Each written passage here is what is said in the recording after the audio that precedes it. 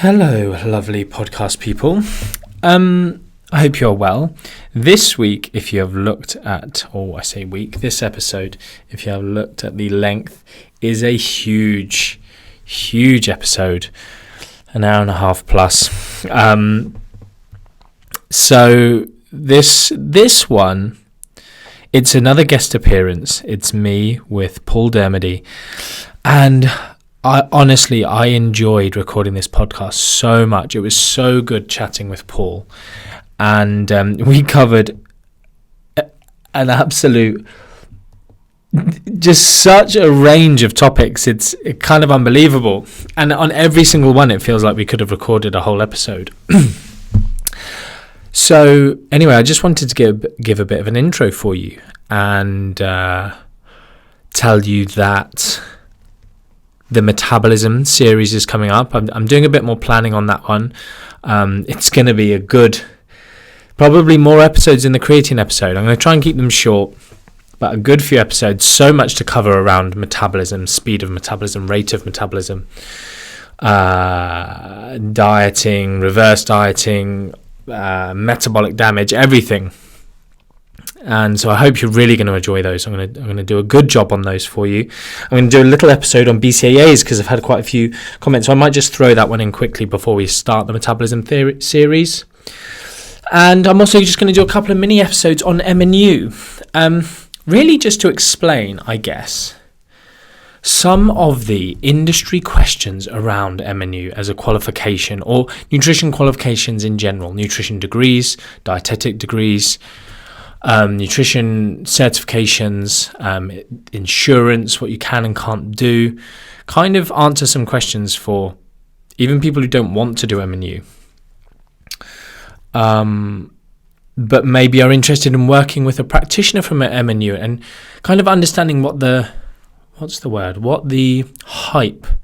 Why is an MNU? Why do people rave about MNU certified nutritionists, or why do people rave about MNU? And is that something that can help me? So anyway, I'm just going to answer a few of those. And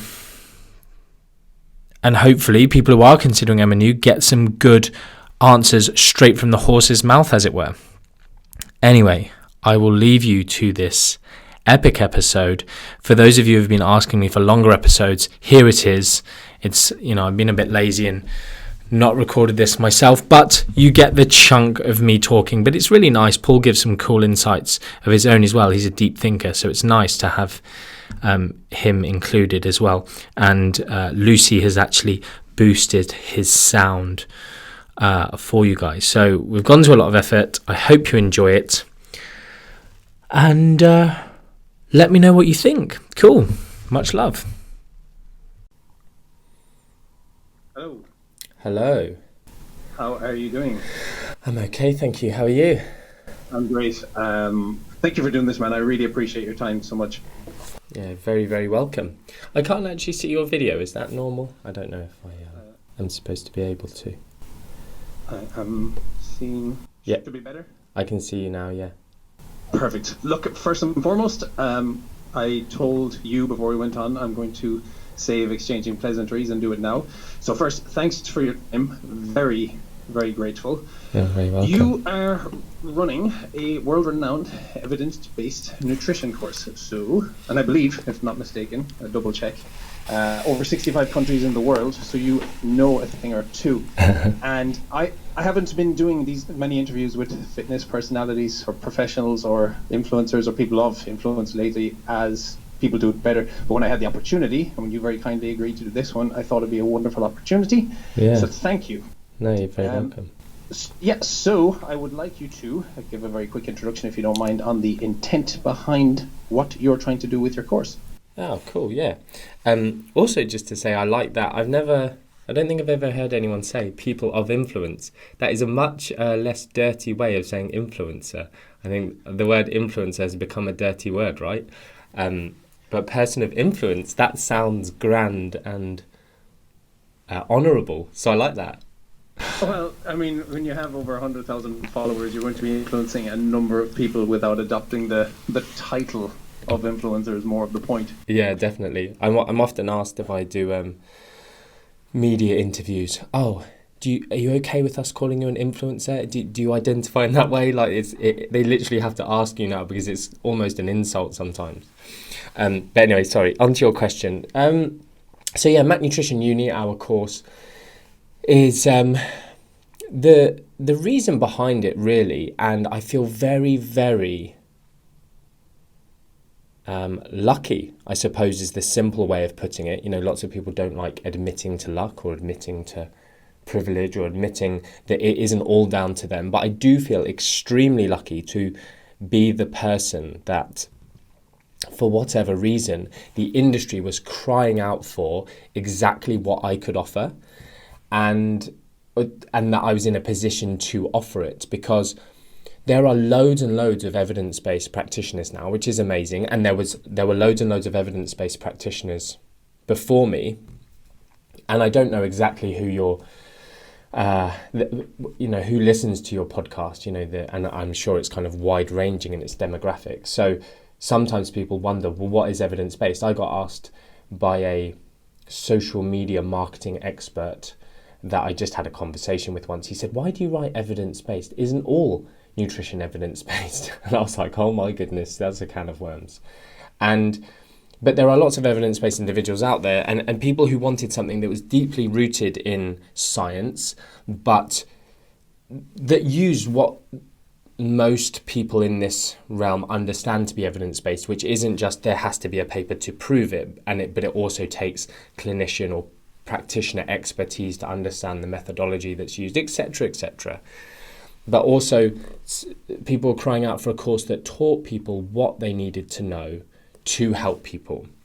Not just over-sciencing stuff, not kind of, there's this term I use, mental masturbation, which is essentially what lots of people on social media and internet forums and Facebook groups like to do, is just discuss the absolute nitty-gritty of everything to the point of mental masturbation. It's just enjoyable to do, but it doesn't really serve a greater, higher purpose. So it's quite a cool phrase. But we wanted to put into this course everything that was practical, everything that you needed to do with clients, to even the tone you use to talk to them, to the how you set up a consultation, even talking about the environment of your consultation and how that works, as well as obviously a deep understanding of the biochemistry, but not an unnecessary level. And also along the way that it was taught by appropriately qualified individuals, but not just a qualification, not just qualified, but also people who had years of experience working with practitioners and years of their own reflective practice to bring to the table of, this is what works, these are mistakes I made, this is how this fit into a business plan. Not necessarily like a business plan you take to the bank, but this is just the conversations I had with clients about, someone came to me with this goal, and even just discussions around, well, I told them, this is the level of input I'm going to need to give you. And this is my time commitment to doing that, to supporting you on that goal. And therefore discussion just around payment, because very often you go to university. Personally, I did many, many, many years of university and came out with very, very little in the way of practical understanding of how to talk and work with people, and absolutely zero understanding of how, if someone doesn't employ me with a job, how do I actually have a business? How do I become self-employed? How do nutrition services get advertised, etc.? So we put that all into a course, and it took over most of my life until it still sort of does. And but I'm very proud of what we created, and something that I thought was just it was people that I had already mentored who were asking for this course. And the people I'd personally mentored at that point were few and far between. It was maybe 200 professionals. I had taught and lectured and guest spoken, plenty, but not mentored. And so it's when it was just 200 people, to then become a course that is, when we released it, it just went ridiculous. It went crazy. I had to close every other part of my business and everything to account for it. And so it's cool that it's gone so well, and I'm really, really glad the way it is seemingly changing the industry for the better, I think. And you said there on mental masturbation, obviously you have been in the science for God knows how long, and even dummies like me can understand everything that you say on Instagram. So if that's the case, and I'm trying to put my best foot forward as practitioners, it is such a pointless race to the bottom to be sitting there with your metaphorical penis in your hand trying to impress other practitioners and confusing the people that need us the most. Actually, speaking of laymen, or people like myself, dummies, I believe is the word I use, but you do have a the Layman's School of Nutrition coming out soon, right?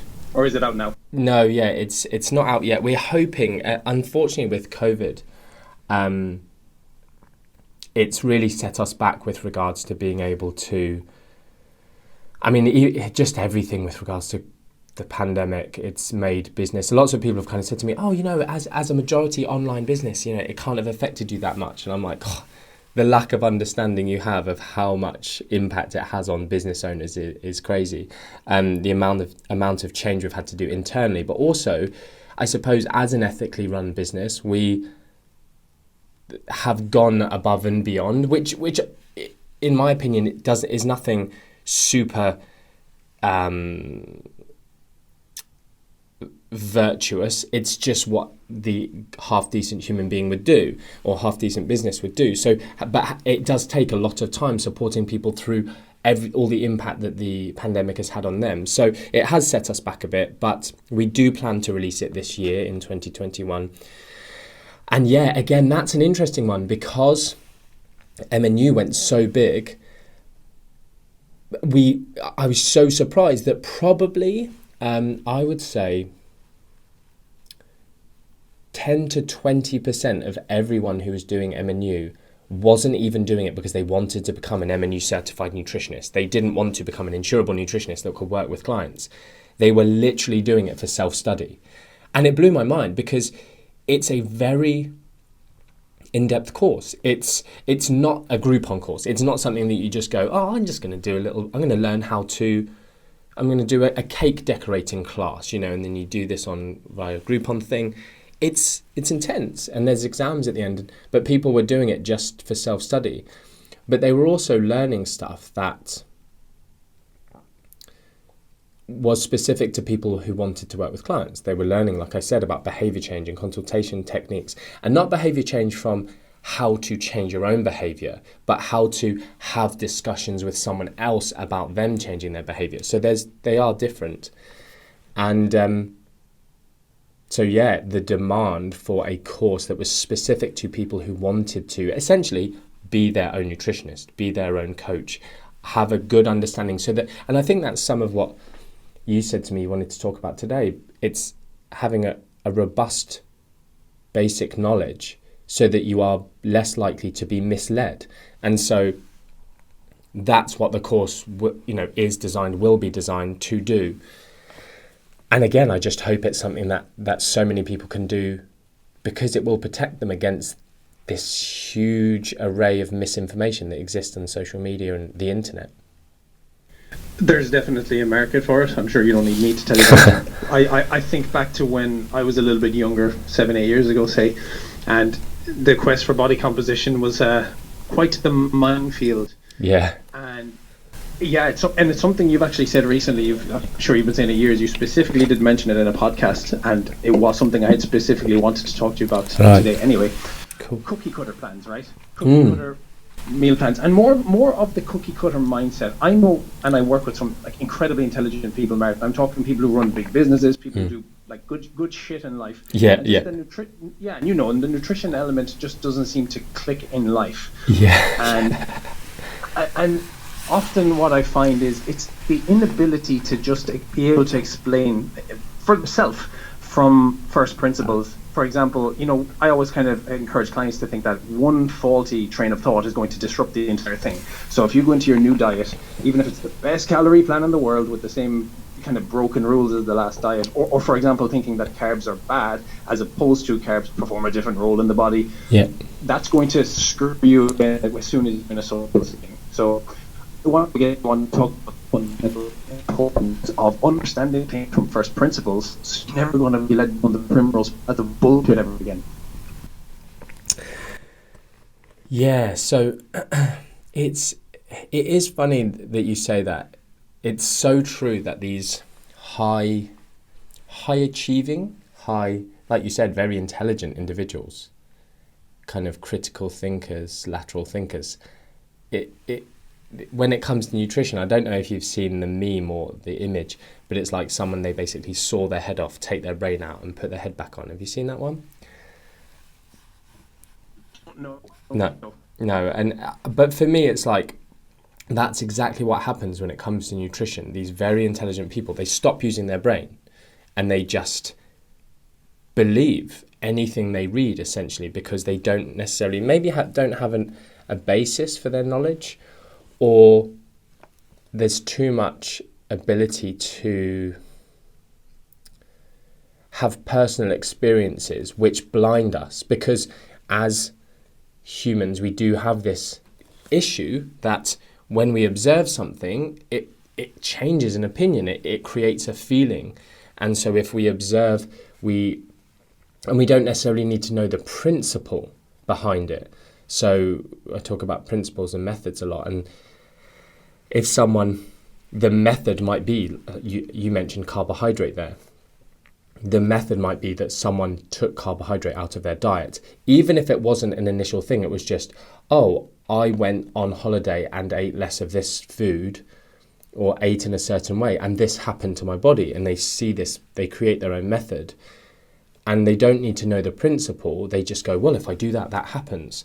But then they don't understand some of the unintended consequences of what they might be applying. So they come back to their normal life and they can't eat that way, and it doesn't support the functions that they need in their daily life.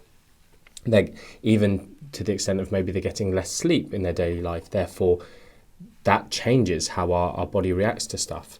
So it's very, very difficult if people don't have any underpinning knowledge to understand why stuff occurs, even to the point of who to listen to on social media. Like, why should people listen to me? Why should people read my posts? You're just another person with an opinion. And I get that. Sometimes people tag me in a post and go, Martin, explain to this person. And I'm like, there's no basis of respect to respect my opinion. I can go and I can explain something to them, but someone can equally go and explain the opposite to me and make up pseudoscience that just sounds good because they start with a faulty principle, for instance, that the person can't see that the principle's wrong. They just make links like, well, carbohydrate makes you release insulin. And you've got to think, if you eat lots of carbohydrate, you'll release lots of insulin. And your body doesn't like that. And then your body says, oh, I don't like that insulin, so therefore I'm going to become insulin resistant. And that's why you shouldn't eat too much carbohydrate.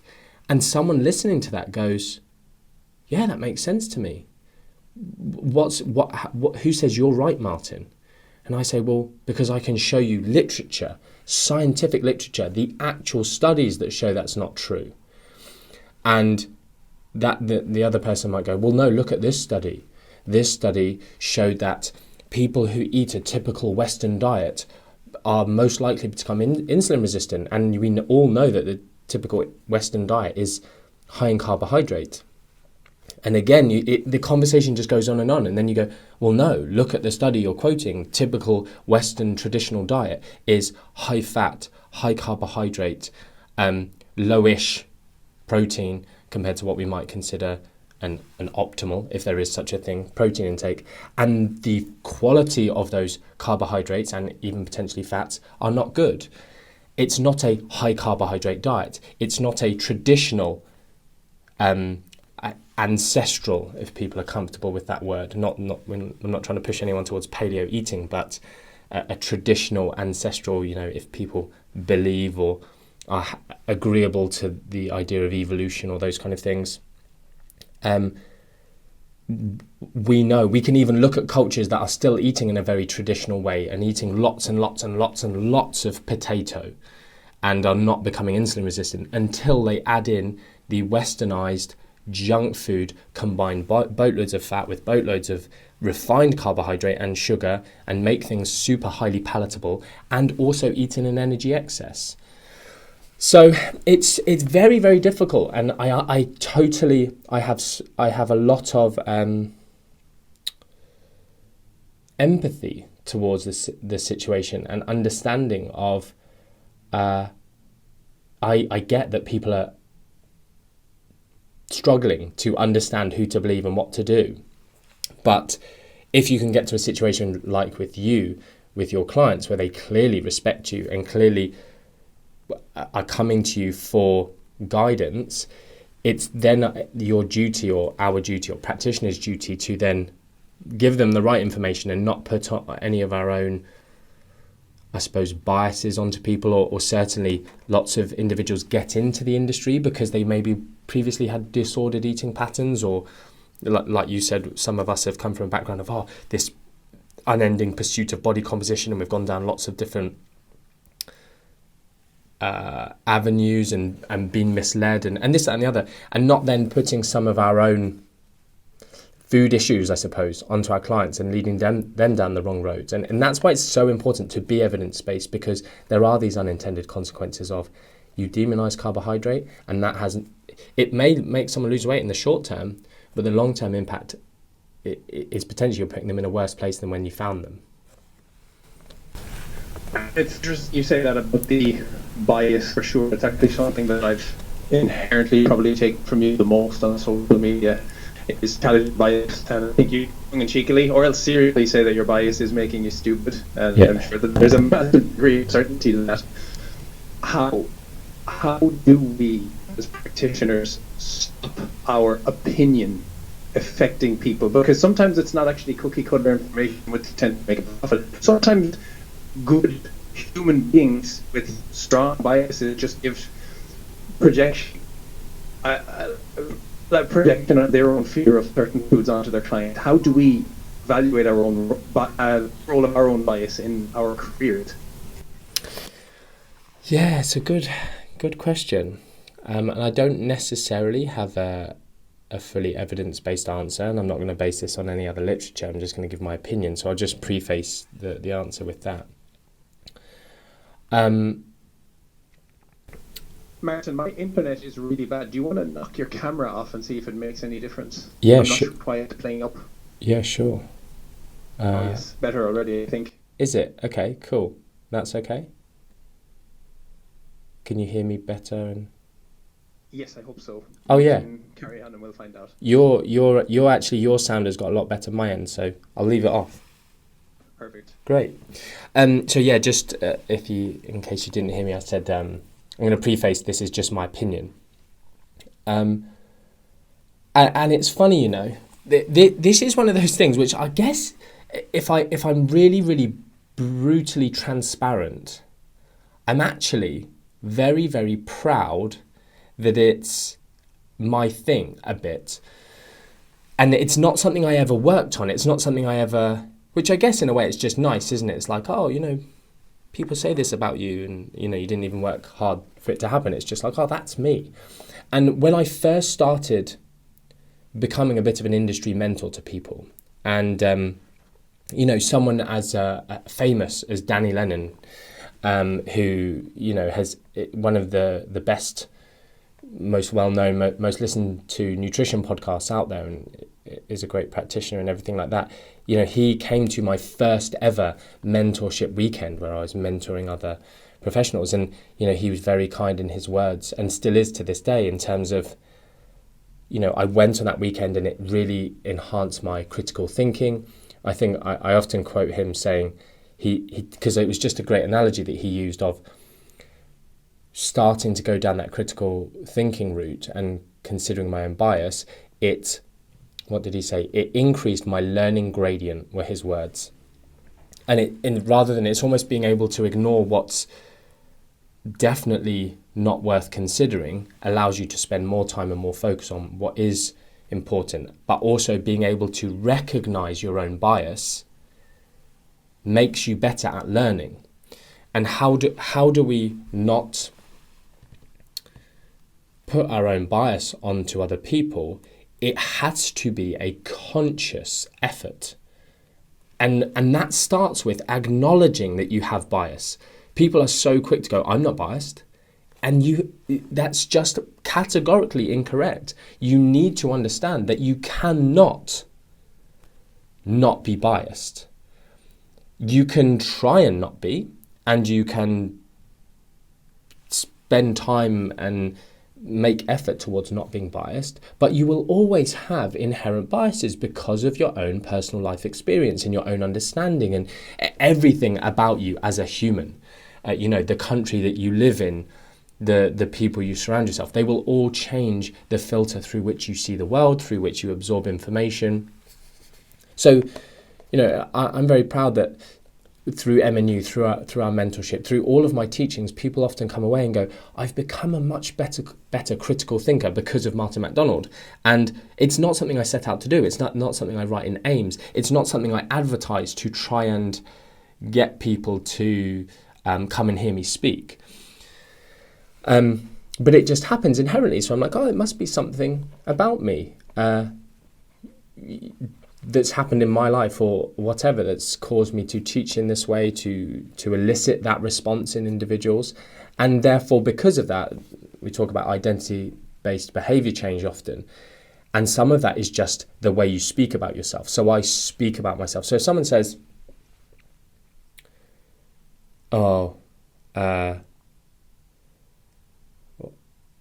talking about kind of exercise routines, like, my personal trainer tells me to go to the gym 4 times a week, versus someone who says, I'm someone who goes to the gym. I go to the gym to lose weight, or, I love the gym, I go to the gym. I'm someone who goes to the gym. It's a different way of even speaking about yourself in terms of, that's who I am. I'm someone who likes to exercise, who does it out of choice rather than necessity or that kind of thing. And in that, just speaking about myself and having that identity there, I therefore put more into it. So even this is why some people as teachers, and I suppose this is some good feedback for clients, for practitioners working with clients and clients themselves. And I'm sure you're aware, I love being a parent. I have always loved children. I worked in or volunteered in creches for years and years and years, but most of my life. And I love being a dad. And so in terms of parenting, how you speak to your children makes a huge impact on them, that it's scary because you're basically changing someone's destiny by having a child, and therefore it's a big responsibility, and some people will be freaked out by that. And but how you speak to your children and the compliments you give them can have lasting impact. So I can't remember who it was, but someone quite famous essentially said they were told, I can't remember who it was, they'll say Jenny. Jenny is so amazing at remembering people's names. And because that was said about her, she was like, I got a compliment. I do remember. But then actually puts that into her personality, and it's her identity. I'm someone who that's expected of me. I'm going to make more effort. I'm going to really try and remember their name. And then it just becomes this self-fulfilling prophecy. And so how you speak to a client, how you speak to a child can often become a self-fulfilling prophecy.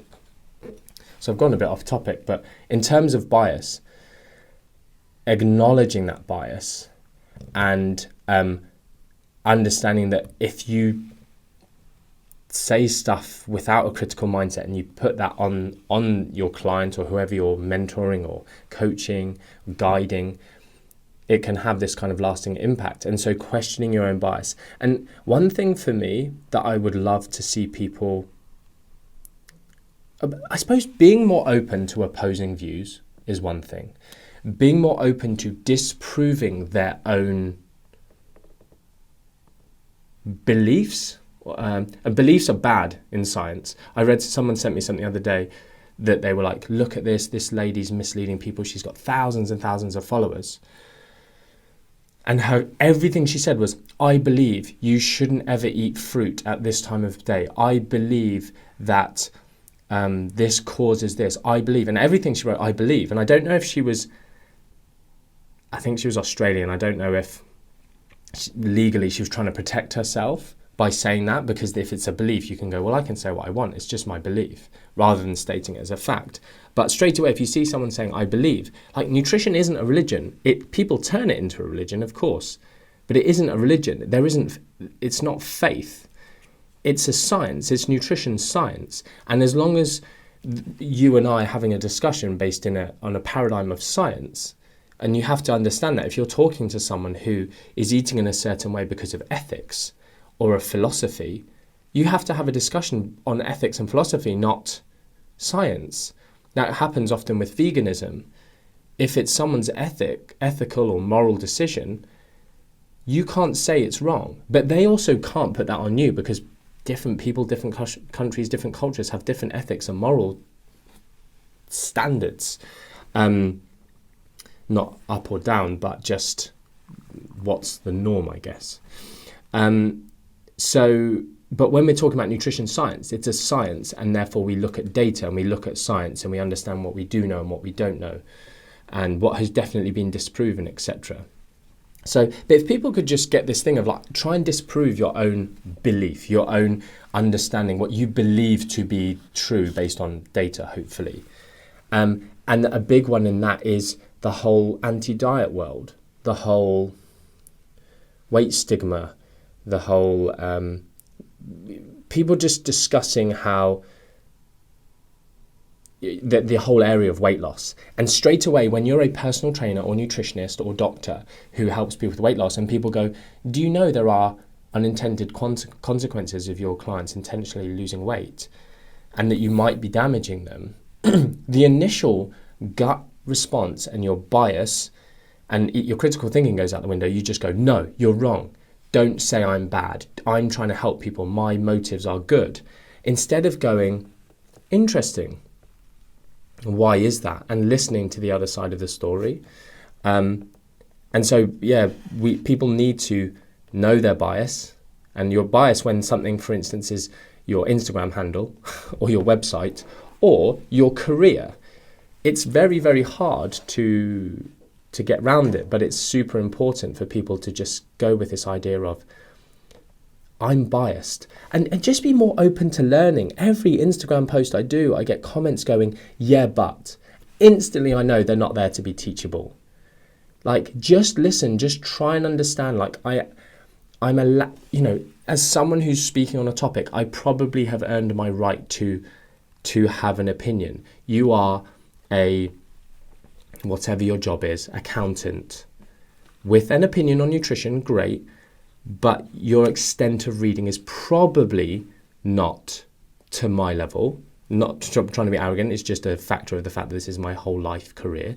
But this whole yeah but thing, I have an opinion and I want to be heard, and this is what I believe in and feel and have seen, and this is that, rather than just going, maybe he's got a point. I've bothered to follow this person and read his Instagram post. Let me sit back and see what is he trying to say, rather than I see something that immediately challenges my current belief, therefore I'm just going to fight back and not listen. Like, it's, people just don't learn. I think I put that on my story, which you've quoted. Your bias is making you stupid, because they just cannot learn and see past it.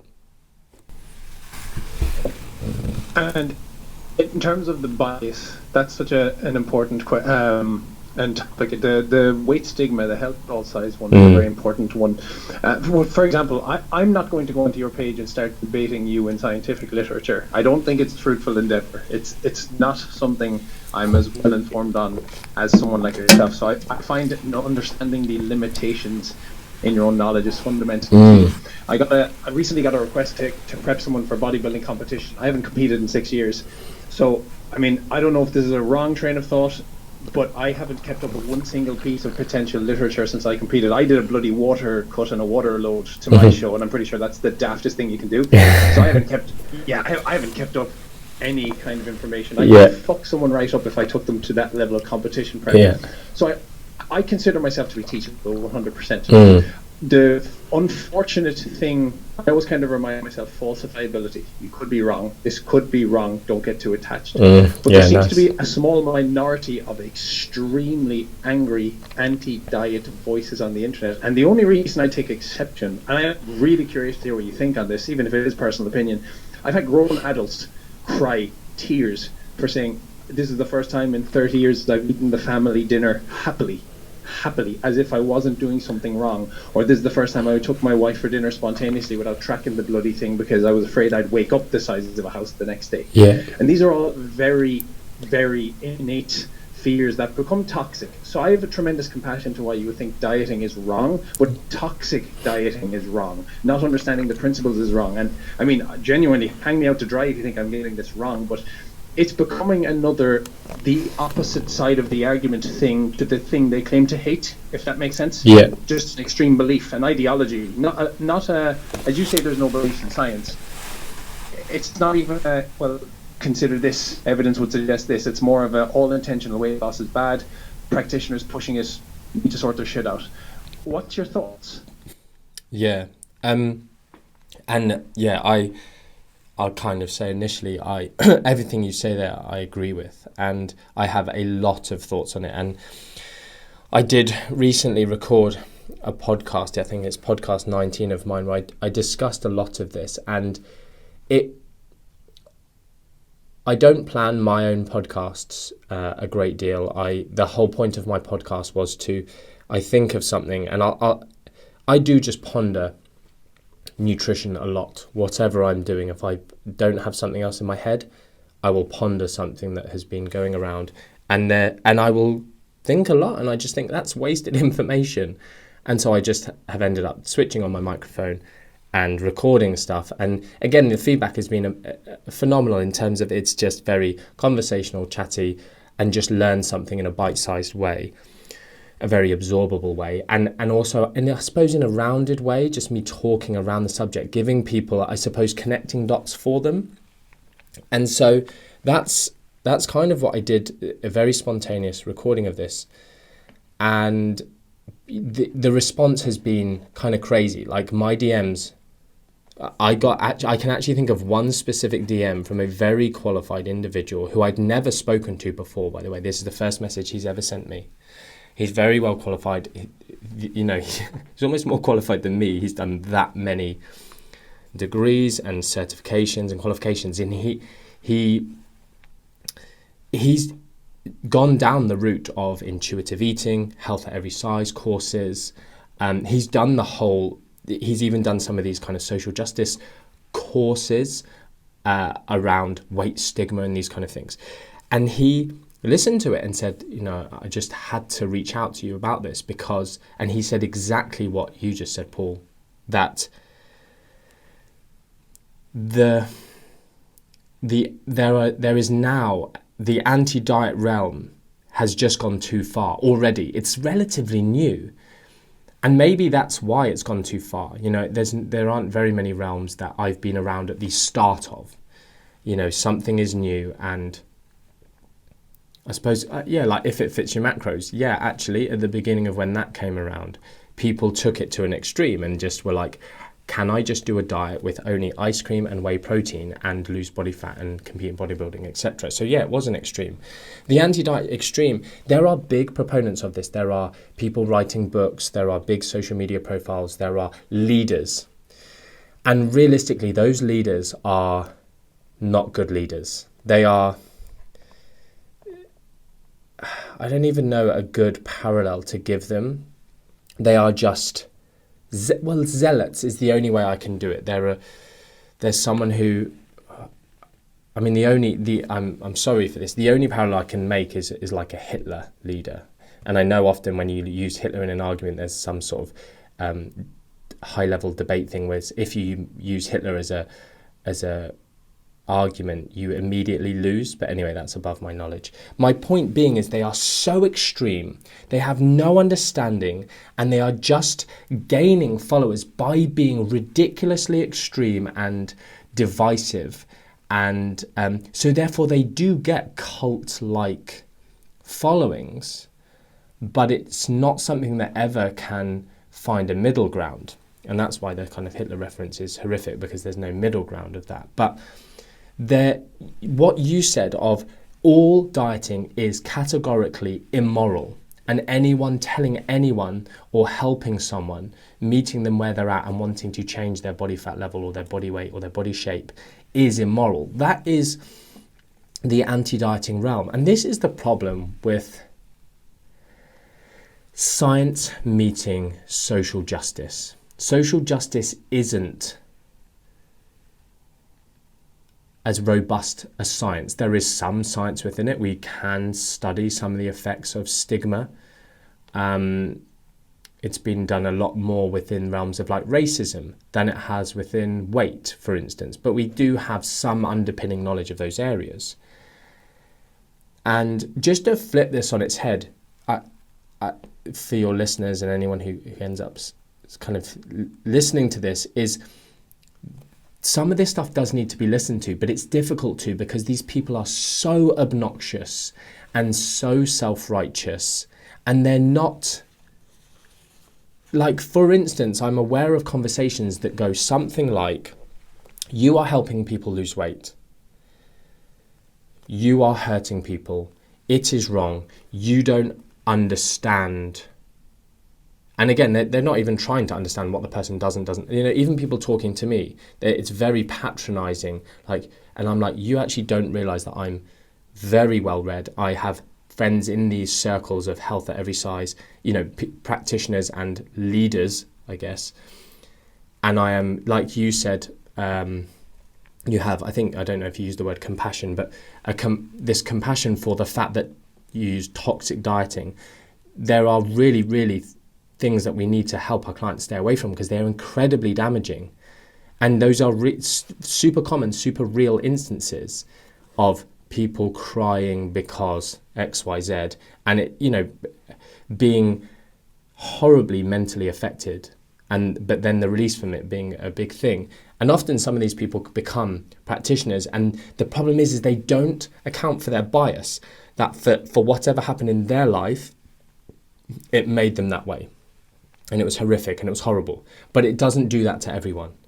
And there are different ways of doing things that don't lead to the same result.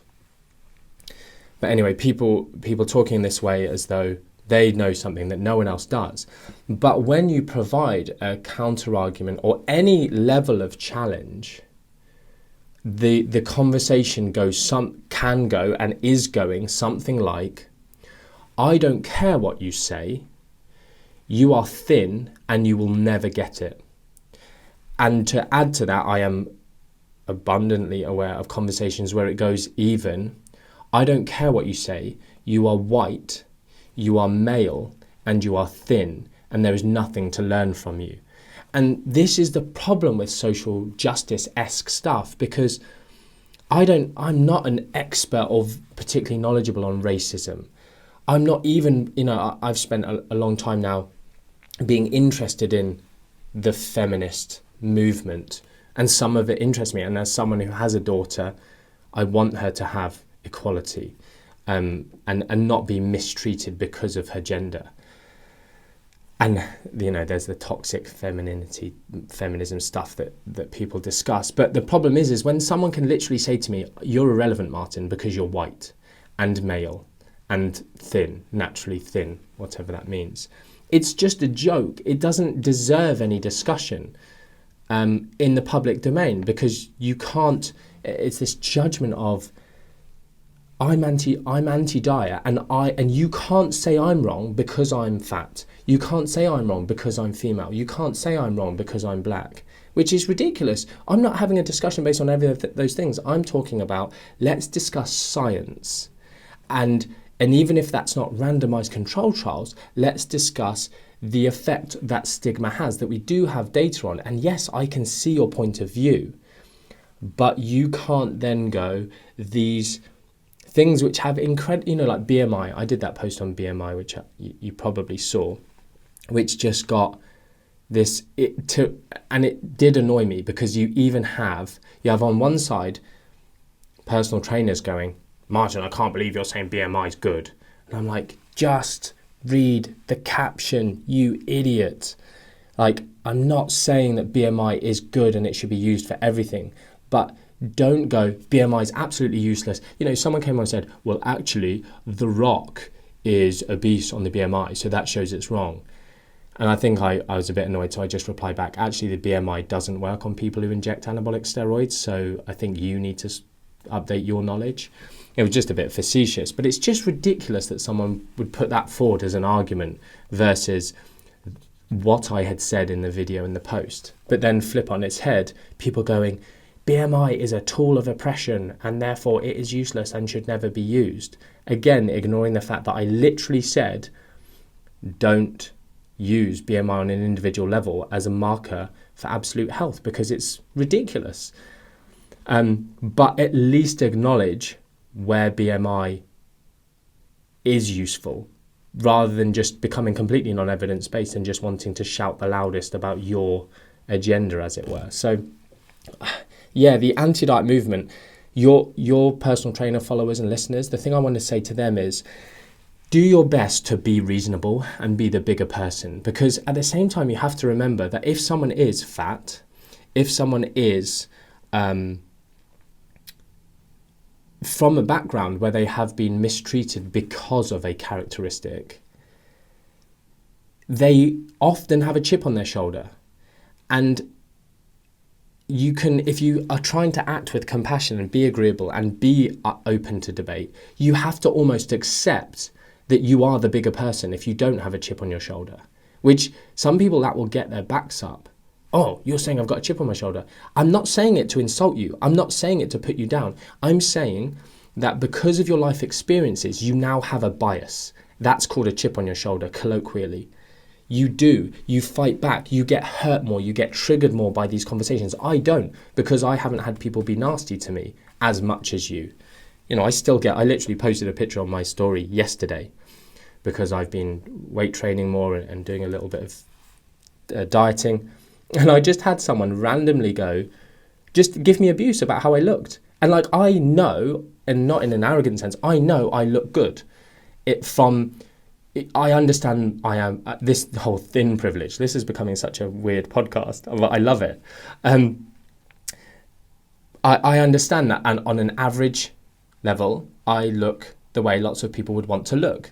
I don't think I'm great. I don't look at myself and go, oh, look how beautiful I am. Look how muscular I am. I am of that bodybuilding mindset of I'm small. I want to be leaner. I know that's me. I always want to be bigger and leaner, and that's me.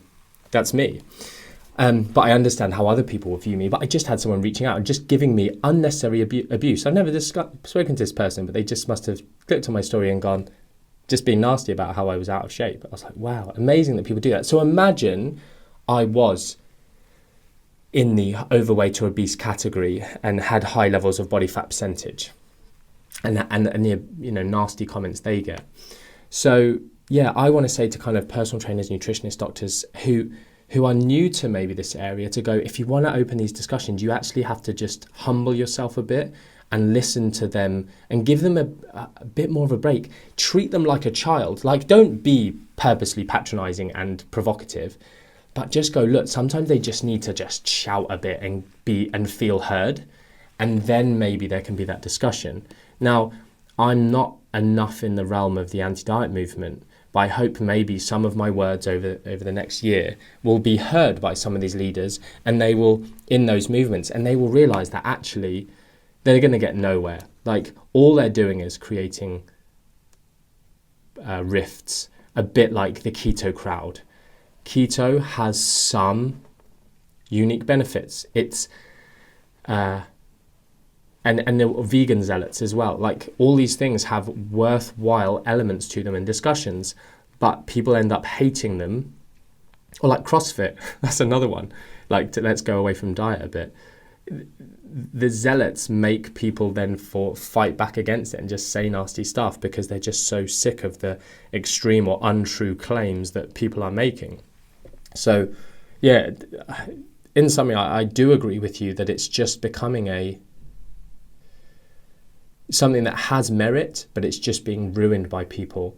And so the good people need to see through that, get rid of biases, and actually have some understanding of both sides of the coin.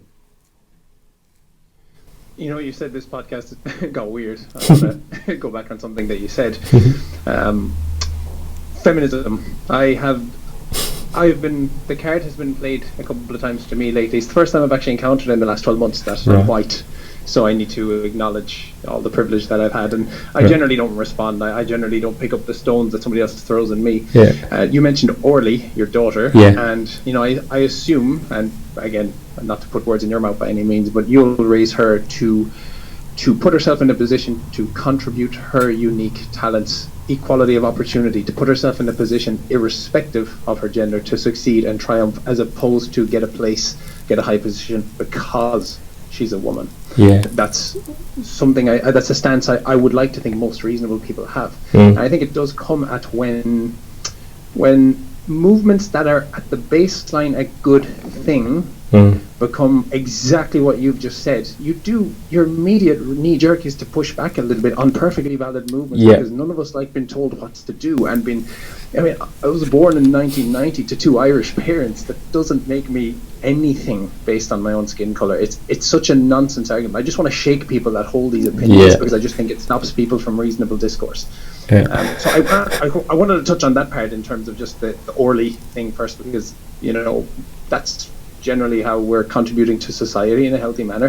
The other thing I'm intrigued by is, am I the only one who thinks that it's manners? Not being a dick and stigmatizing people on an individual level is manners, and it's what my parents told me to, be nice to people, judge on character and nothing else in every context. I actually don't like patronizing my clients. I think there are considerations to be made, like you're possibly in a position where maybe your self-esteem is low or you have been stigmatized. Really valid things. However, I'm not going to patronize you because I see you as another human being capable of making progress, and if I mollycoddle you and baby you and tell you the world's out to get you, you don't have a chance on changing.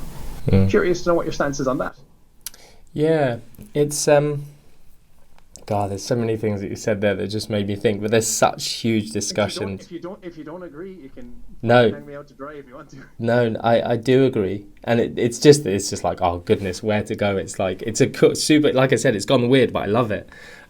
This is kind of the stuff that I don't have avenues for discussion, which is why it's cool to have my podcast. But I haven't, I suppose, gone down any of the feminism stuff on my podcast, because it's just, I still feel like I'm learning and it's something I'm interested in. And but even just these things of, well, I was going to say, like, so Jordan Peterson, obviously love him or hate him. I think he's again, he is Marmite. But again, this idea of, recognizing your privilege and what you said there about just don't be, often there's a thing of like, you can't be rude if you are the oppressed. You can't be wrong if you are the oppressed. You can't be racist if you are the oppressed. And these are just made up things. People say it like it's a fact, like, no, you can't, a black person cannot be racist. And this is why the thing of just going, Martin, your opinion doesn't matter because you're white male. Like, you can't be sexist as a female because females are oppressed. And it's mental, because it just totally takes away from personal responsibility. Like you've just said, it's like, it's personal responsibility whether you are rude and abusive. And it's this, I strongly hate that the world is going this way, to this point where I guess maybe it's questioning my paradigm of personal responsibility and treating people as individuals, which I really dislike, because it gives people license to just be horrific humans, and some sort of social construct that they and their cronies have created allows them to think it's okay to be that way. So again, with clients, I think, yes, there's a you don't have to treat someone hugely differently, but I suppose in terms of, like, mollycoddling, but I think that's coming from a person like you, who's a very, very reasonable individual, a very reflective individual, from what I see of you on social media. But you flip that on its head to a younger you even, and a younger me, but someone even who maybe wasn't as reflective as I have a feeling you probably were.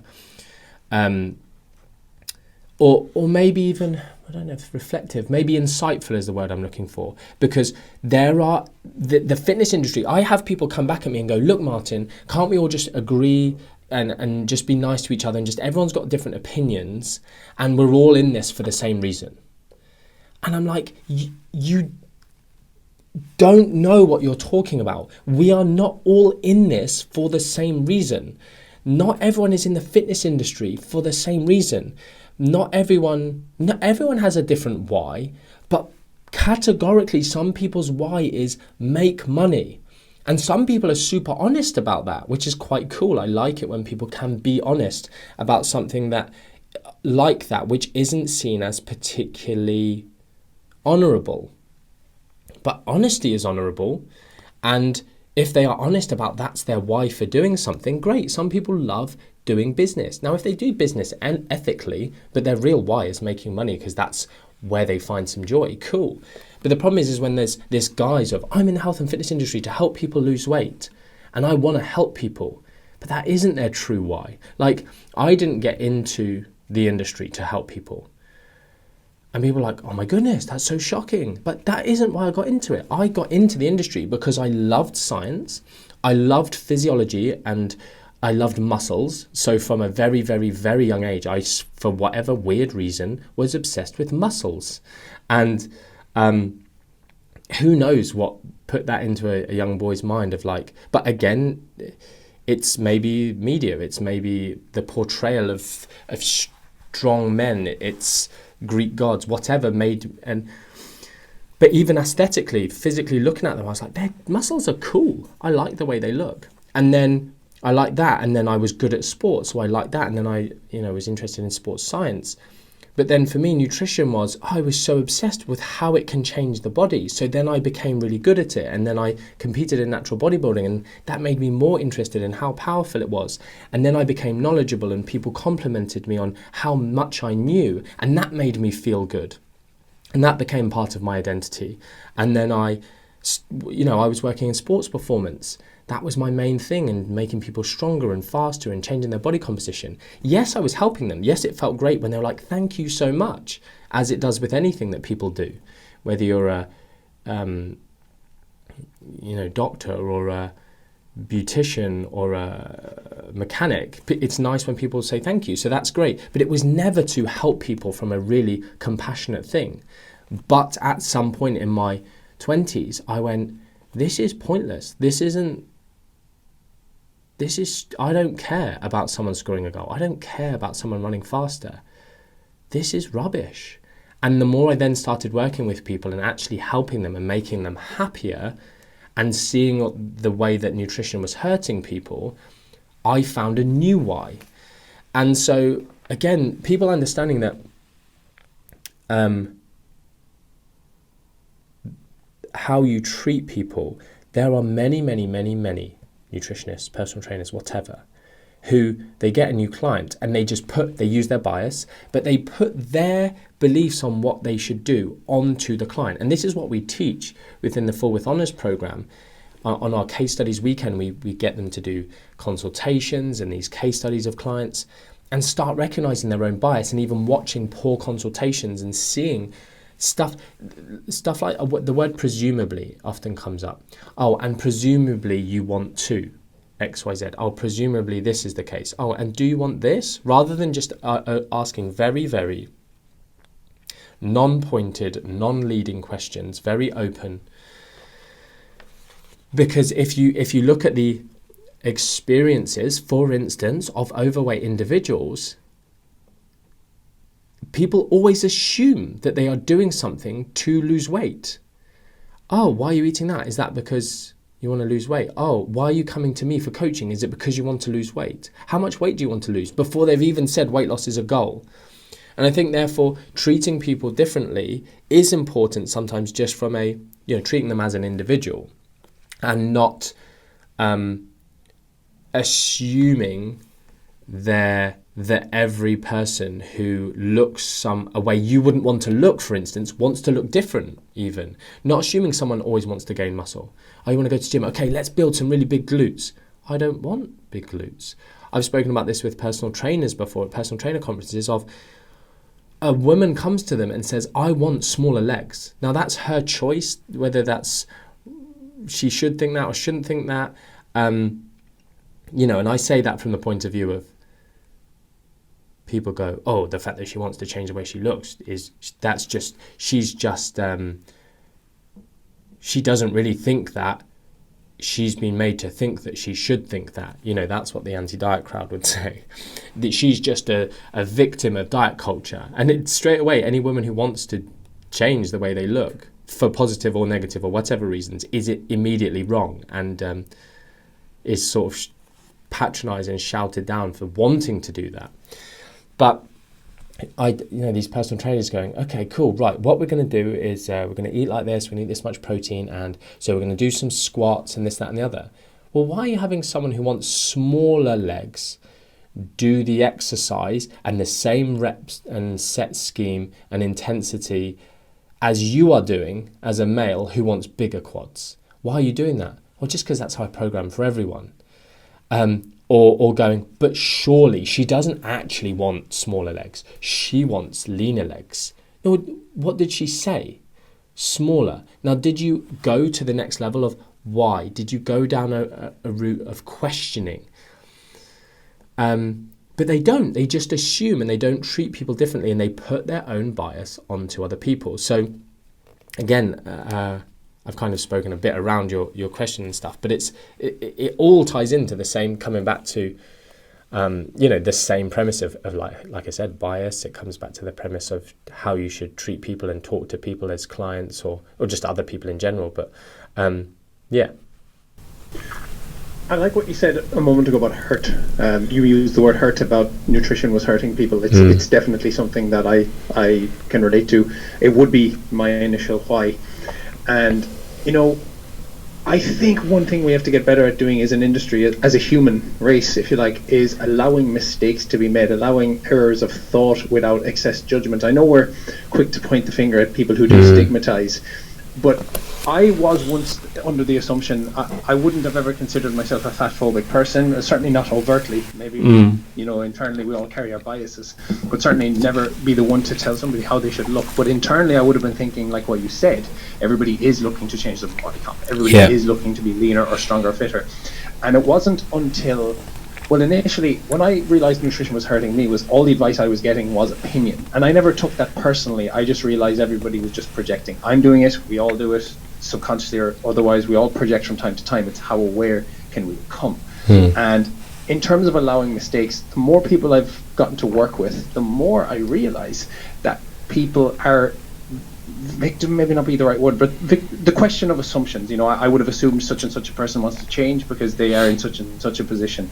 And I've really learned as I've gotten older, as I've gotten a little less stupid, as you say, or as one would say, that not everybody wants to change. And we have to, in my opinion, allow people to make these errors of thought, errors of judgment, without necessarily judging them as well, so that people can grow and, as you say, remain teachable. Because if you come at me and say, Paul, you're promoting fat loss, you're a terrible person, I am initially going to go on the defense, as you've alluded to. But if we can remain teachable and think, okay, well, the only way to increase your knowledge base is to probably accept there'll be flaws in the way you express your opinion, there'll be flaws in the way you express yourself, and some people won't like that. But if you remain teachable, we can make this industry and collective society a much better place. I know it's a little bit idealistic thinking, but I think it's now more than ever, it's an absolute necessity to accept there will be absolute errors of judgment, errors of thought, errors of word.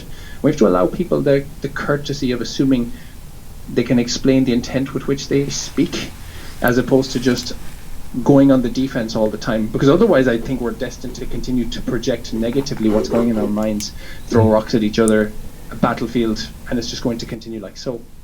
Yeah, there's three things I've written down just as you were talking, and it's like intent, judgment, and cancel culture, and it goes back to some of what you were talking about earlier. But in like intent for me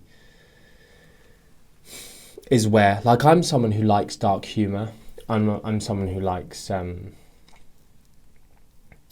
it's where I get myself in trouble. And it, I'm a huge fan of Ricky Gervais, for instance. Like I posted a quote of his that was something like, "Stop saying you can't joke about stuff. You can joke about whatever you want, and it's other people's choice whether or not they get offended." And then he uses a lot more profanities, which do make it more funny.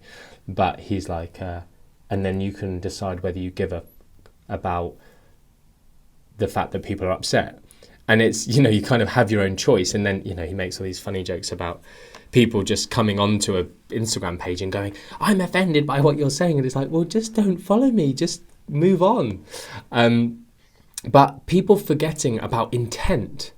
So, and straight away jumping in. And, you know, people use these words Karens and whatever, but people jumping in and they just need to realise they're not making any difference to anyone. Like, I remember I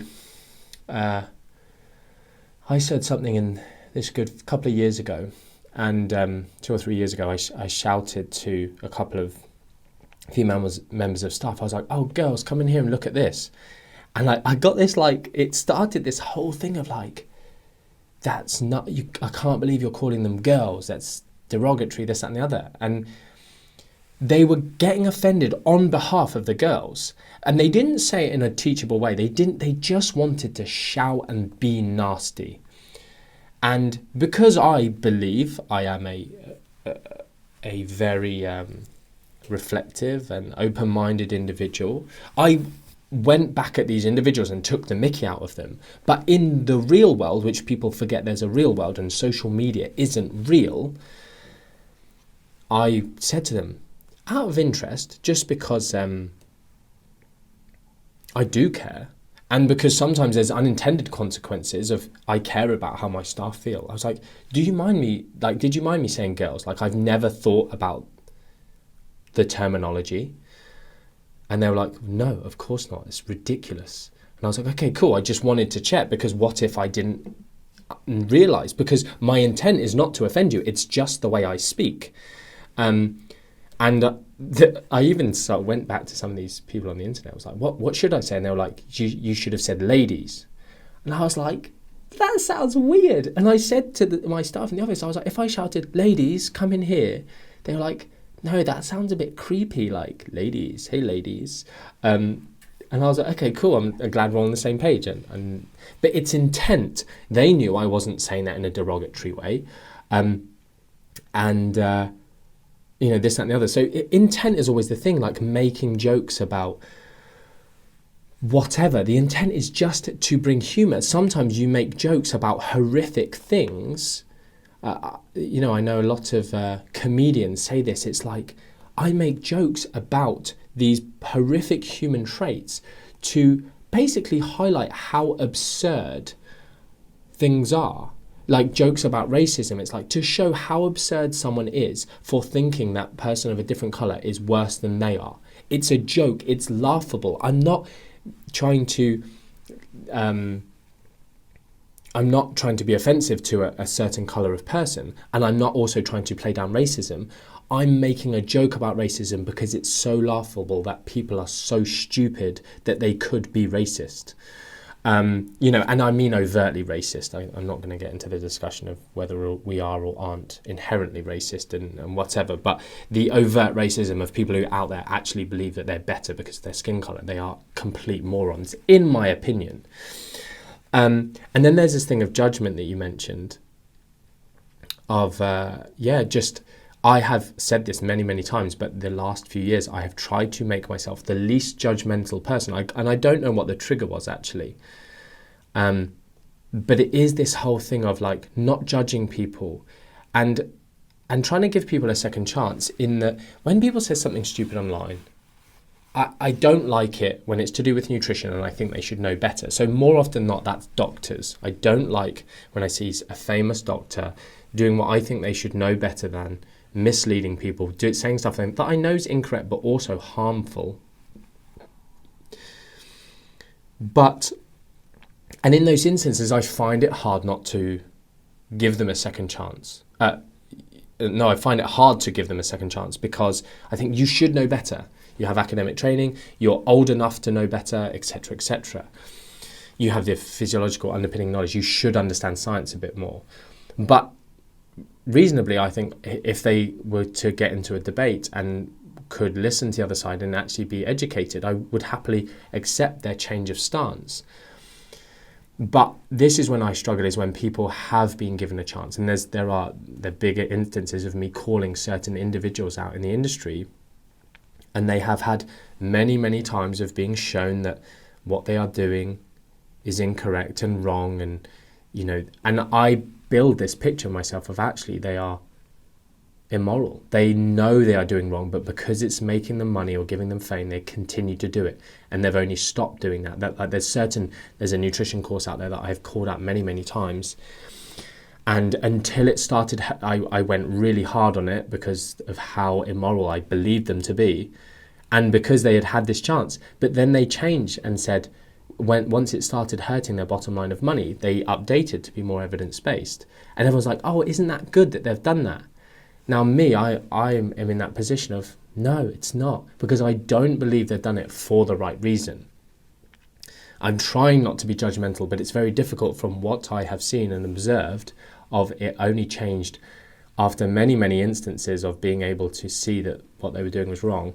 And actually it's only through a driver of greed that's the case. But in this whole judgmental thing, it's like, I think a big thing for people is like letting people live the lives they want to. So here's the thing that I think a lot of your listeners might find challenging, because I've found it challenging, but have come to terms with it now. Choosing to be healthy is not a moral choice. Choosing to do exercise, choosing to eat well, doesn't make you a better person. People do not have to choose to be healthy. And I think for a lot of people in the health realm, that's not, everyone should do that. That is the right way to live. But it's not really for us to say that. And likewise, a good way to conceptualize it is like smoking. Okay, people shouldn't smoke. It's just wrong to smoke. It's unhealthy. Why would you do that to your body? It's not up to you. It's not up to me. Okay, well, someone who smokes, if they get cancer, they shouldn't get treatment. They've chosen to do that to themselves. You don't deserve it. Okay, cool. If that's your belief, you like race car driving, which is inherently dangerous. You like skiing, and like, I don't really understand. I've never been skiing, but like, you like skiing on difficult slopes. There is an inherent risk in what you're doing. So if you crash and break your leg, you don't get an airlift out. You don't get treatment. You chose to do that to yourself. That's your fault. Yeah, but it's not. That doesn't, wait, what? No, it's exactly the same. You chose to do something that's dangerous, that has a high potential to damage your health.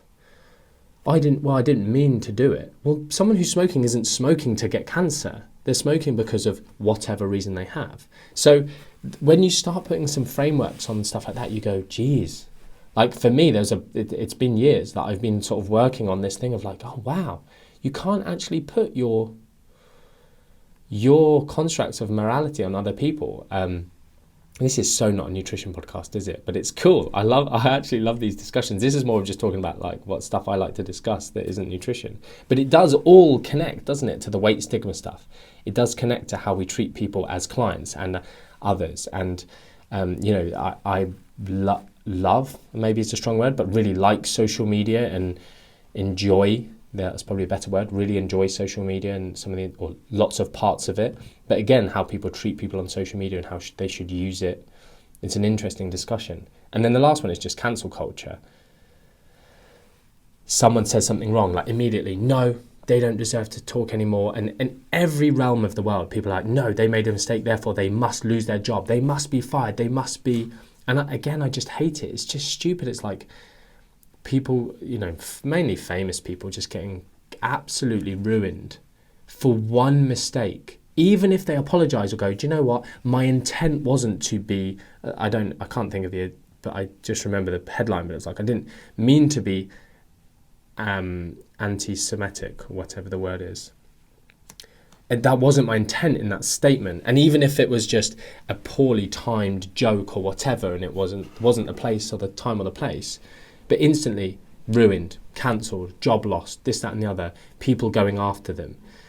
And it's just amazing, like someone who has a relatively large, moderate following, but also who is within my industry. I am, it sounds weird to say it, but a celebrity, as in not in a good way, but am well known, immediately it's like all eyes on you. It's like anything you do, oh, this, that, and the other, oh, you're a bad person because you called this person out, and oh, they got really upset, and now I hate you, and you said this, and I think that's sexist, and etc., etc. And it's just like, I just made a joke. And in my circle of friends and clients and colleagues, they know my intent. It was never to offend anyone. And if I do make those mistakes, but it's like, no, cancel culture, you're wrong, you're bad, therefore everyone should do X, Y, Z. And it's just a bad way the world's going, in terms of it just doesn't create dialogue for positive change.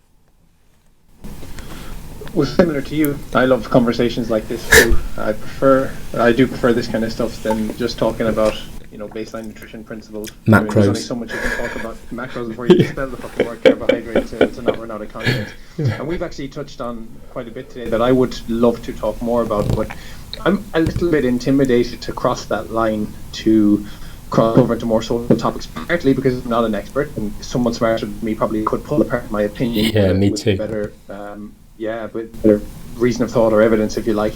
And also partly because, I won't lie, I am a little bit afraid of the idea of the backlash I would get. I have no problem standing up for something I inherently believe in if I have a solid reason to believe it's true. So true. Yeah, and if I've just realised, I've had that Dunning-Kruger effect where I did a bodyweight cut in 2014 and got myself a little 4-pack, and I ran around telling everybody to drop their carbohydrates. Yeah. That's what you do. And the best lesson I ever got was, you're an idiot, shut your mouth, and go learn shit. But do you know what, you like talking about this kind of stuff, so I'd be more curious, do you ever worry about your call-outs? Do you ever worry that you are actually going to suffer some kind of repercussions with cancel or call-out culture, and that, I know you're saying, you're trying to be less judgmental and you're calling out things that you believe to be fundamentally incorrect and unethical, but do you ever worry that it's going to result in the kind of the toxic cancel culture that we're seeing, not this kind of healthy debate, but actual Martin McDonald off the internet? Yeah.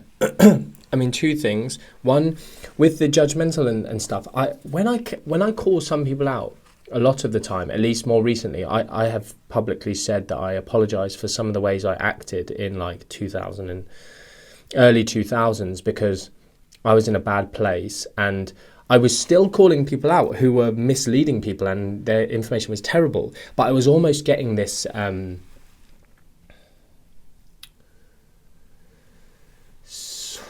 kick, I don't know a better way of saying it, a kick out of making them feel bad.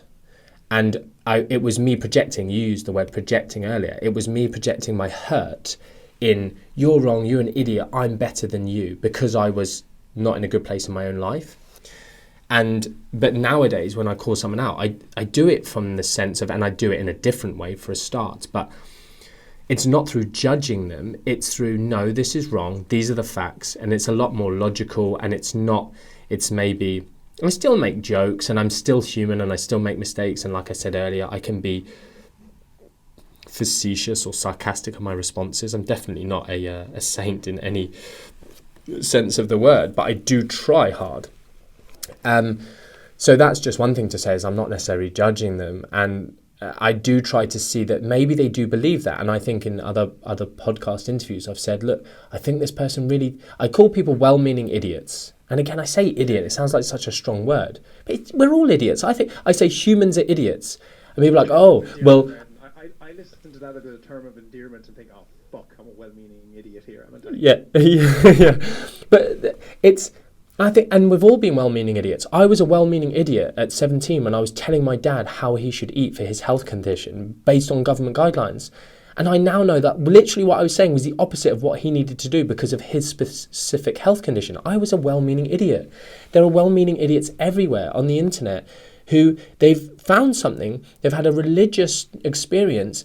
Guys, you were a well-meaning idiot just a minute ago when you said, I cut carbs, I lost weight, and I went around and told everyone. You meant well. You wanted to help people with that information, but you were an idiot.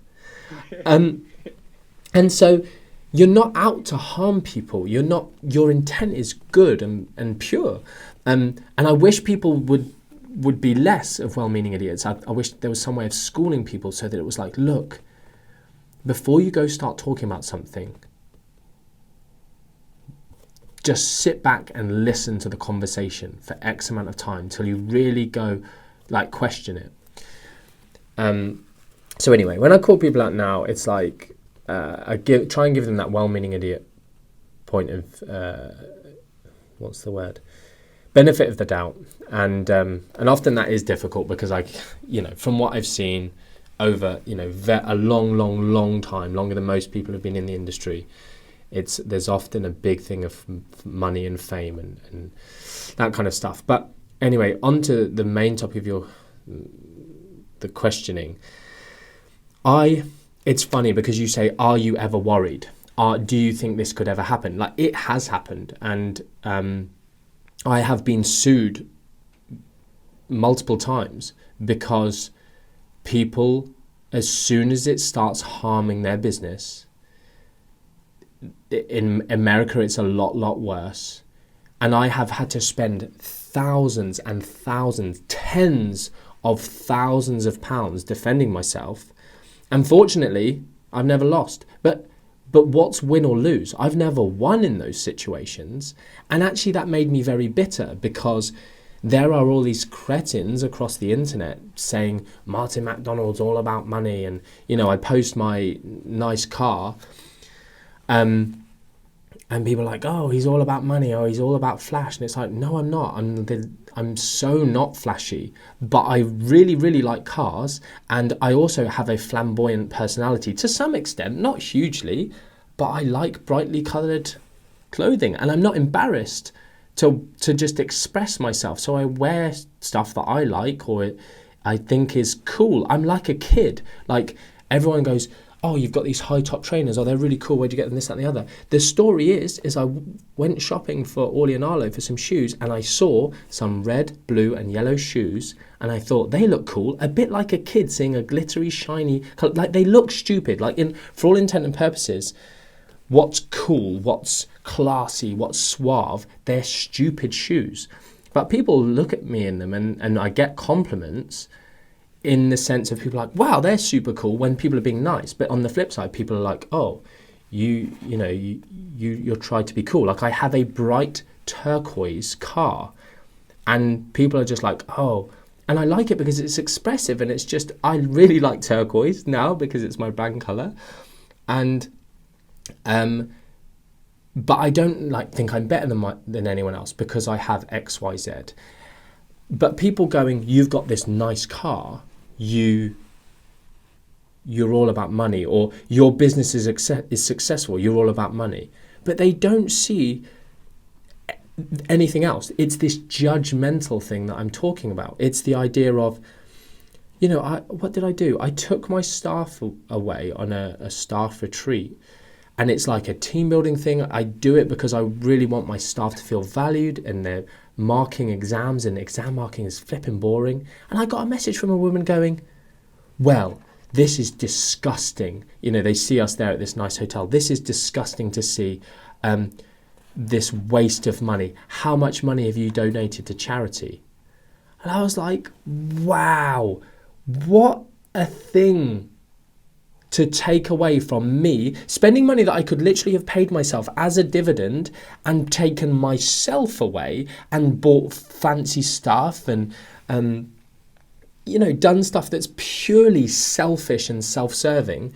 But I do it, this money, spend it on my staff to do this thing, to reward them for all their hard work.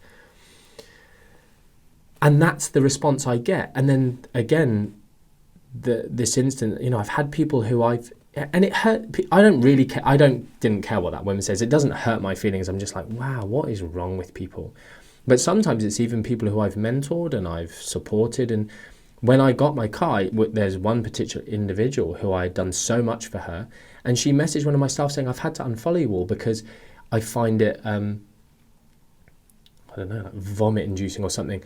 This money grabbing thing of, oh, it's just all about the money in this car, and it's like, wow, I just got a new car. Like, is that wrong? Like, if someone posts, me and my partner have just bought a house, or I've just bought a house, sorry, as an individual, no one goes, oh, look at you. Or maybe they do, but just because it's a car, it's suddenly like, oh, this is flash and whatever. And people say this stuff, but yet they don't see the tens, hundreds of thousands of pounds that I have either lost through doing the right thing, through having integrity, through all of the different TV programs I've asked to be on, to present, to do this, that and the other. And I've challenged the producers and deals with different food companies that I've been offered ridiculous money to promote things, and I've gone, no, this is wrong. Like there was a recent probably about 18 months ago, TV program where they were essentially going to put parents and children on extreme diets, and it was something about my fat child, or my parents made me fat, or something was the thing. And for TV viewings, they were going to put the parents and the kids on this diet and do this, that and the other. And I was put forward as the expert to basically be the nutritionist on this show. And it was, it's crazy money per episode to do this kind of thing. And so if I was all about money, straight away, boom, there you go, happy days, bit of fame, all the stuff that the fame then leads to, etc., etc. I would love to be on TV influencing, being a person of influence on that level. But I went back and spent so much time telling them how bad of an idea this was, and how they should not be doing this, and how it was going to harm, and how they should never be doing X, Y, Z. And obviously I got cancelled. That wasn't going to be me. And the person who took my place was a registered dietitian who goes on and does this stuff. And it's like, does she get any abuse for this? No, she doesn't. One, she's female. Two, she doesn't have my personality, which people find abrasive, as in I'm too confident, therefore I must be arrogant, and I'm too successful, there I must be arrogant, and whatever. But they don't see that. So one, it's not that I worry, it's that it has already happened to me, and it does happen. And two, yes, it's constant. I try not to worry about it. Like I have quite a stoic mentality about things, in terms of, like it's the whole thing of like a man who worries today about something that hasn't happened is like paying a debt that you don't even owe.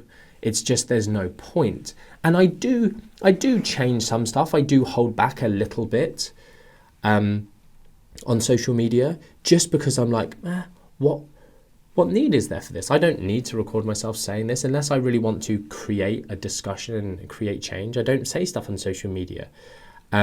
But there's always a constant thing of, like, even this podcast, right? I've talked about racism, I've mentioned Hitler, I've talked about feminism. I know I have so many haters who are, even when I use the word feminist, people are like, oh, Martin, well, I thought you would be a feminist, seeing as you have a daughter, and blah, blah. And I'm like, no, I don't identify as a feminist.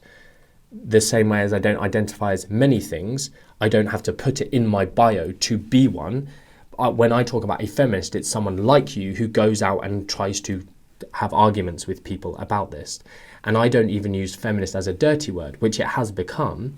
I try to create different words for, like a keto person. It's like, well, what is that? And then I make up this like, oh, you're a ketard or whatever. And it's like, oh, everyone who does keto is a ketard. And I'm like, no.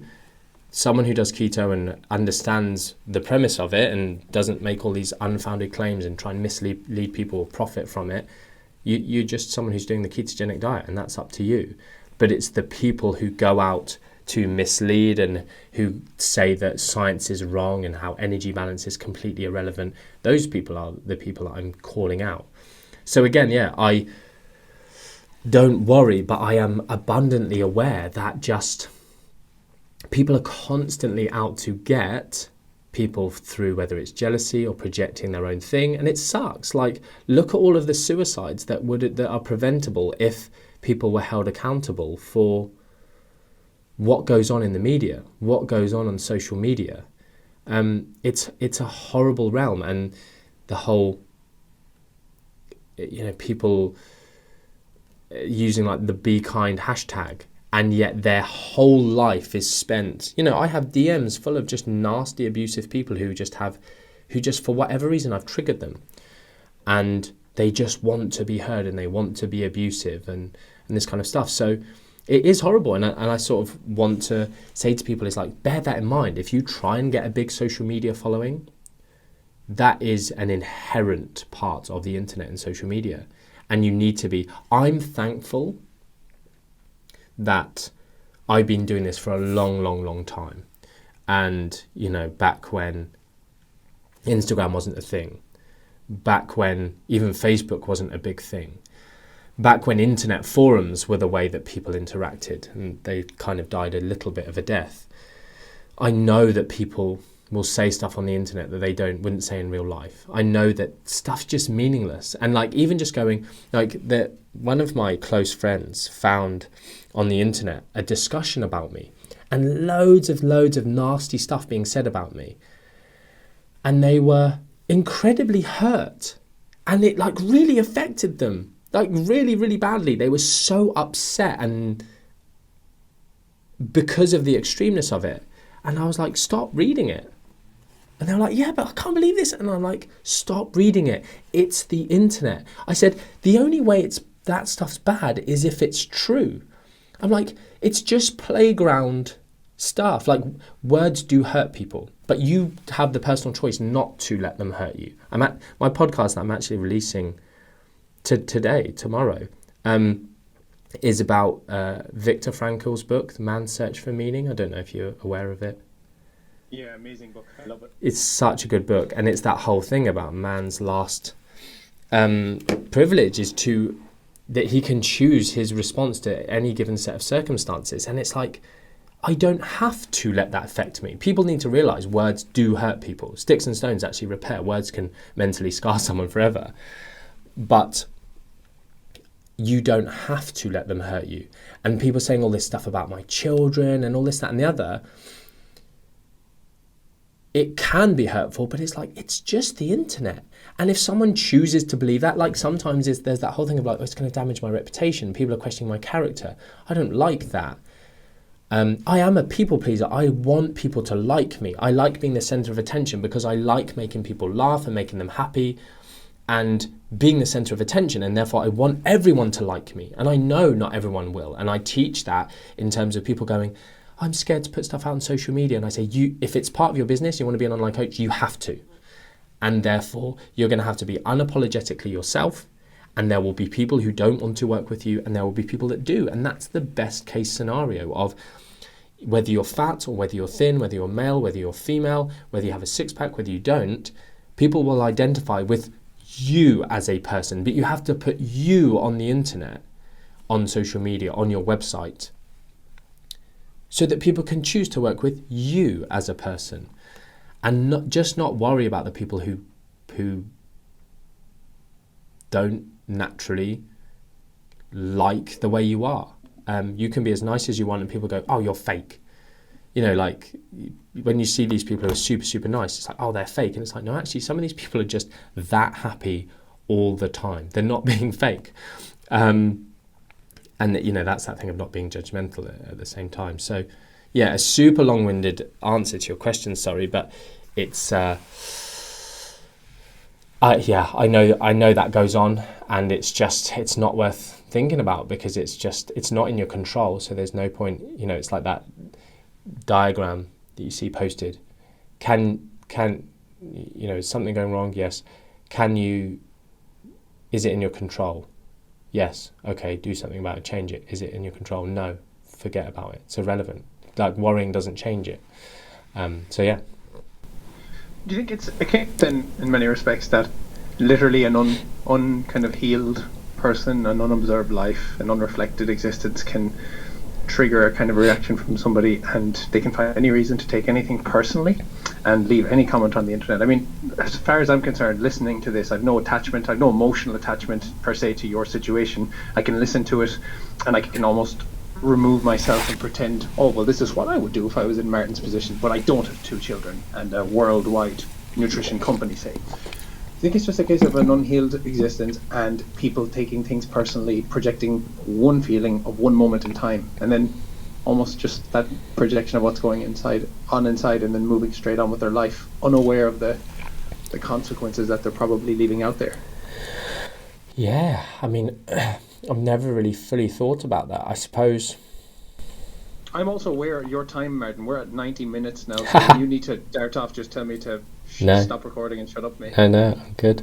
I don't think I imagine my PA would run in and say to me if I had a thing. Let me just look at my phone here of what I won't keep you much Oh longer. yeah, no, cool. I actually formally wanted to ask you after this. So. I'm so glad you said that. I actually am interviewing for a new role in 10 minutes. So yeah, we've got 8 more minutes. Okay, well, I have one actual practical question. It genuinely was probably the reason I wanted you on. So. Okay. Okay, I have probably been influenced by you more than any other practitioner. There's 1 or 2 others that have talked about this for years, and you're probably the freshest in my memory. And I've actually used it with a couple of clients because it was a challenging of my bias, because I used to be under the illusion that aggressive deficits was kind of blanketly bad. Now, I didn't think I wasn't going around saying don't diet, it'll fuck your metabolism, none of this nonsense. Yeah. I just more made the assumption it was bad for all people's psychology kind of all the time. If you like. Nice, kind of fed back into the yo-yo diet mentality. You're going too low and you're going to spring back out. Yeah. And then I saw you talk about it, and I thought, okay, well, I mean, this character's worth listening to. So I started employing it with clients based on, well, what do you want to do it? Are you hungry? And then I started saying something, and I like your line better than mine, but you give people the unconditional permission to eat anything they want. I've kind of, in a sense, try to merge those 2 concepts of people who tell me they want to do an aggressive caloric deficit. I want to go aggressive, but I have unconditional permission to break the restraints of this protocol if the situation is correct, and then resume as normal or decide to come out of it. So I just kind of want you to share with people, because this is mind-blowing information to a lot of my audience, on why an aggressive period of caloric restriction can actually be a good thing, and it's not going to fuck metabolism and ruin your psychology and destroy your relationship with food, assuming, of course, you're already in a decent psychology to undertake it in the first place. Yeah, cool. So 7 minutes, go. Got it. Yeah, perfect. So I'll give you all the headline answers. So it is interesting, and I totally am on board with you that I was the same, in that aggressive deficits, people liken them to fads. And I guess some of these shake companies, I won't name any, but the shake companies that people are put on these aggressive deficits, and they almost always rebound because there's no coaching. It's someone who wanted to sell them a supplement to basically make themselves money, not actually help the person. And for whatever reason, people are against them, and I totally get it. But when you look at the evidence, and you take the paradigm of MLM companies selling shakes and then very low calorie diets, etc., and you put it in the construct of Paul Dermody coaching a client to do it and working with them and giving them various things like unconditional permission to eat anything. So people struggle with that term because it's like, well, how is that possible? How can you lose weight? I'm going to eat donuts all the time. No, you can if you want. You give yourself permission to do that. Okay, I will. I'm going to eat 20 donuts. Cool. Happy days. How do you feel? Well, it's not taking me towards my goals. No, I know. But you're allowed to do it. You are the master of your destiny. Do you want your goal or do you want 20 donuts?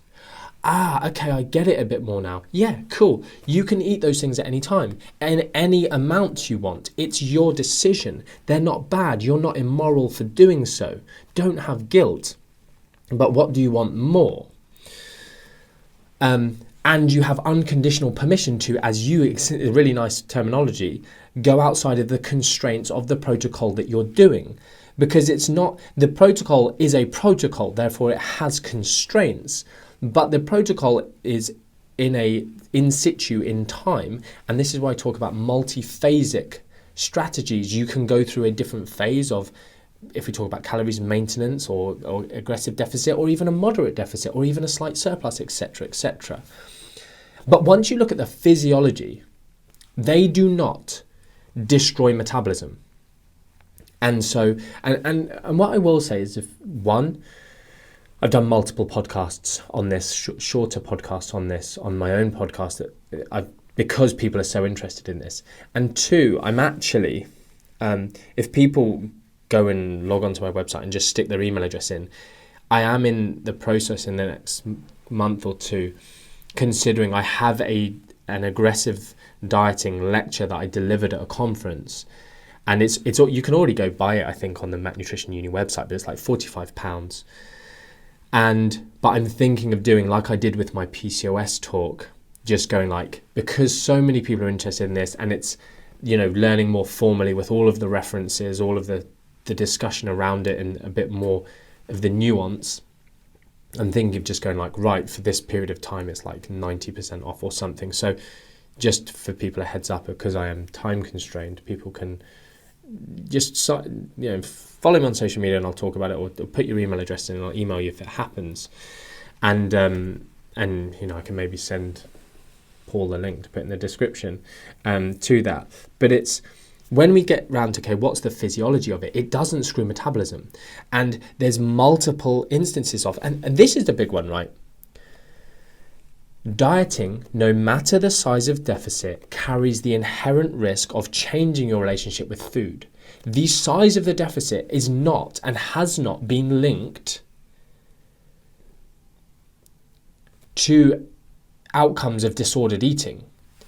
It's simply the preoccupation. You can eat at maintenance, orthorexia. You can eat at maintenance, but eat clean foods and demonize foods and give yourself issues and poor relationship with food. You don't have to be in a deficit to give yourself a poor relationship with food. People who are diagnosed with celiac disease, who have to forcibly remove gluten from their diet because it damages their health, but they don't want to, and they have to change the way they eat, and it's not a choice, and they're not empowered to make those choices, are more likely, statistically more likely, to end up with disordered eating and eating disorders because of that.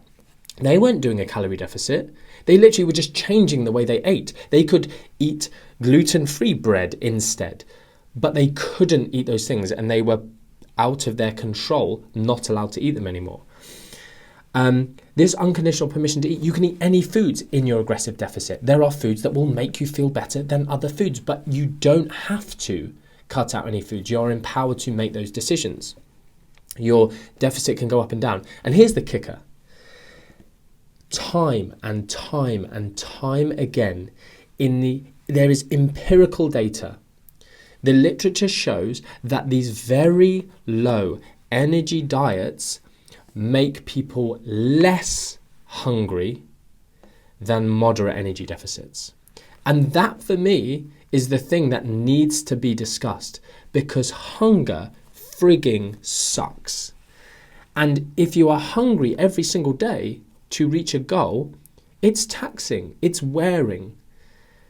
And therefore, when I aggressively diet, and I don't like n=1 instances, but my experience is mimics, because this is the other thing. For some people, it won't work, and that you have to bear that in mind. That this isn't a prescriptive be-all and end-all. I just want to bring it to the table, and that's all I've ever tried to do. Is you can choose any approach, but don't kick this one out because of a belief you've got through misinformation. But when I diet aggressively, I have no hunger, and it is easy. So I'm losing body fat at a very fast rate, and I'm not hungry. That's the holy grail. Versus someone who's taking twice as long, 3 times as long to lose as much fat as I am, but every single day they're hungry.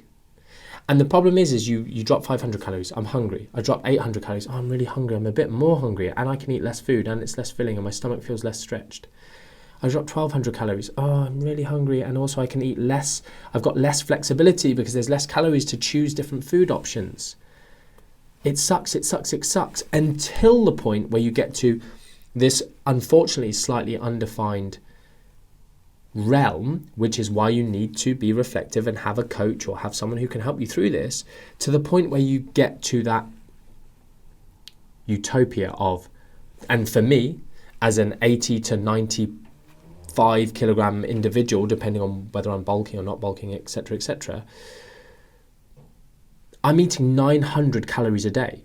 And people are like, oh my goodness, that's crazy. Like, I've got a 55 kilo female client eating way more than that, etc., etc. Okay, cool. But I can train the way I want to train. I feel good. My mental clarity is good. And I'm losing body fat a crazy rate. And I'm not hungry. And that's the conversation. That's the, okay, until I get to that level, I don't get that impact of hunger just being removed. So that's like a super. This is the other thing. Like, you can maintain muscle mass on that level of weight loss. You can. It's quicker, so you're dieting for less.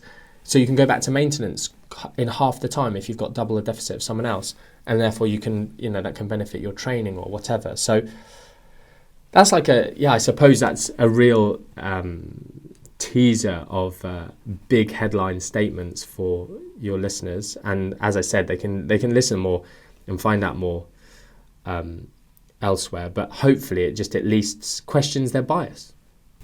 Yeah, and you also understand the principles of training volume. And, you're not doing a stupid home HIIT workout, and I'm not doing CrossFit whilst doing it. Yeah. Exactly, 100%. You don't have all the negative connotations and the sound bites that most people pick up. So I really like the fact you say it's not a prescriptive suggestion, but more so don't throw it away just yet. But dude, I'd better let you get out of here. Cool. 1 hour 45 minutes, give or take. Obviously, you want people to check out your podcast, Not Another Nutrition Podcast, which people will do. Also, your course, mnu.com, correct? Yeah, mac-nutritionuni.com. mac-nutritionuni.com. Look, I'm extremely grateful for your time. I have very genuinely, I'm sure everybody says, I loved having you. I really enjoyed this conversation, and I could actually talk to you about social shit for a lot longer. Yeah, I've really enjoyed it. Yeah, no, it's been, like I said, it's the most unique podcast I've ever done, and I've genuinely just felt like it's been an enjoyable chat in a coffee shop. So thank you very much for having me. Pleasure. Well, you can put me back onto the bottom of the next rotation of podcasts you're willing to generously offer your time to. Yeah, cool. Okay. Brilliant. Thank you. Look, thanks so much, man. I hope you have a great day, and I want to wish you the best of luck with everything to come, and keep doing what you're doing, providing I would say being a positive influence. We won't use the dirty I word, but just challenging us all to be better practitioners, and leaving the fitness industry in a healthier, more critically evaluated place. Brilliant. Thanks very much, Paul. Thank you so much. Speak to you All the soon. best. Thanks. Bye.